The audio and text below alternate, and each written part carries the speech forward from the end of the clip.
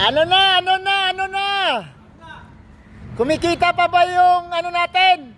Yung angkas dyan dahil sa NCAP? Ano na, ano na, ano na? Kumikita pa ba? Kumikita pa ba yung ano? Angkas? Kumusta yung mga angkas boy natin dyan? Kumikita pa ba dahil sa NCAP? Nako po.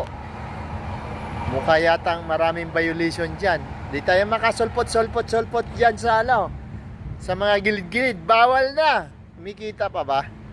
Ang dami nating mga katropa dyan na maraming violation. Yan ang trouble natin. Kikita pa ba yung mga angkas boy natin ng mga tropa? Yon! Dapat! Wala na yan, incap na yan. Abolish na dapat muna yan. Pansamantala kasi wala talagang may tutulong yan sa ating mga kababayan. Ayusin mo muna ang kalsada. Ang masikip-sikip ng kalsada lagyan pa ng incap. Ang sikip-sikip ng kalsada, lagyan pang incap. Ayusin mo na ang kalsada para magiging serbisyo publiko ang dating. Kawawa mamaya.